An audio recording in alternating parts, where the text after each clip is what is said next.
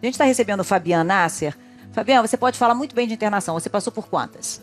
25. Alguma delas você quis ir? 19. 19 você mesmo quis? Isso. E por que você não concluiu, saía? O que acontecia? Eu usei drogas quase 20 anos. Os últimos 6 anos eu estava morando na Cracolândia, fumando crack o dia inteiro, 1 ano sem tomar banho. No último ano eu estava enfiado dentro de um bueiro por causa da minha paranoia para fugir das pessoas. Uhum. E aí eu fui colecionando internações. E não sustentava, porque eu ia para uma internação, ficava 30 dias, 40, e todas aquelas que eu podia sair, que era aberta, a porta era aberta, eu saía. Eu optava a voltar para a droga. Você achava que ia voltar para a droga ou você achava que estava recuperado e que tinha condição de enfrentar o mundo? Eu achava que eu estava recuperado, outras vezes eu ia porque a minha família insistiu, e aí eu tentava me levantar, mas não sustentava. Uhum. E mesmo aquelas em que eu fiquei involuntariamente, depois que eu saí, não te deu uma continuidade.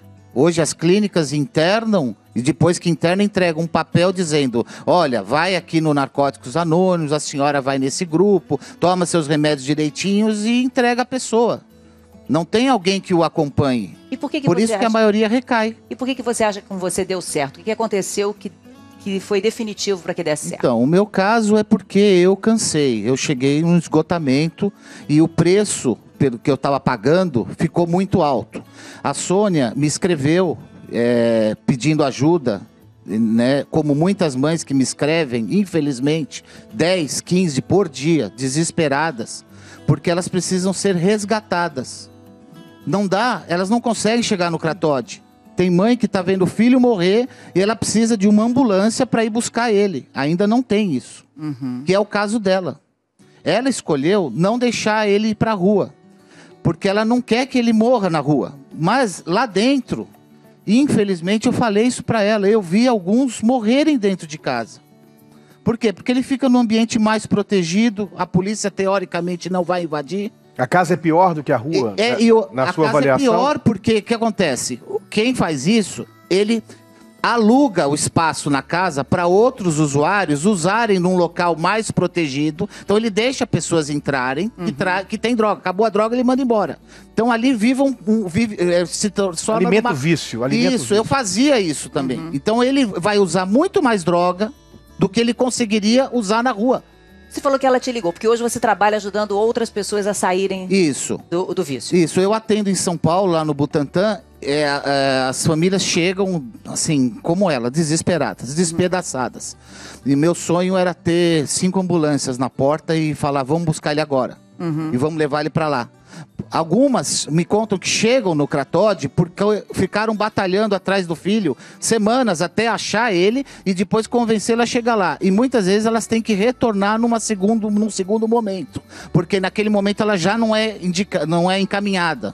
E fala. Não, eu ia perguntar para o doutor Antônio se uma palavra assim de uma pessoa como ele, que passou pelo problema, se ela chega mais ao dependente do que às vezes a palavra até de um médico, de repente. A acessibilidade dessas pessoas, elas são bastante complexas. A acessibilidade é complexa. Então nós temos várias possibilidades. Essa é uma delas. E que nós não podemos desperdiçar de maneira alguma. Tanto é que nós indicamos Narcóticos Anônimos, nós indicamos a Alanon, a Narcon, porque é importante, porque é um trabalho muito digno. Por que a sociedade civil se organizou e passou a fazer isso? Porque o Estado não faz. O que ele está dizendo sobre internar e depois sair é o que nós vivemos cobrando. Assim, não é só internação, tratamento. E depois soltar a pessoa, de maneira tem que haver um acompanhamento. Isso é um tratamento de alta complexidade, que precisa de alto treinamento para quem vai trabalhar na internação. É de longo prazo, né, doutor? Longo prazo. Leva muito tempo. É alta complexidade, é caríssimo. As famílias no Brasil estão sustentando esse tratamento e deveria ser Estado. E nós precisamos internar, ok, isso é uma fase.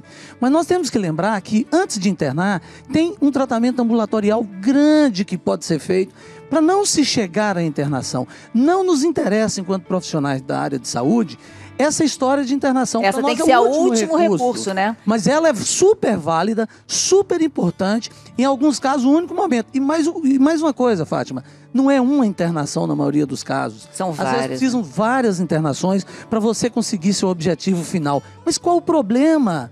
Nós temos que fazer. Não importa se 1% da população ou 10%. Esses dias eu ouvi de um colega falar, mas só 10% de que usa maconha vicia. 90% não. Opa, não interessa os 90%. Interessa que 10% estão passando por esse problema. Estão passando por uma situação difícil, muito difícil.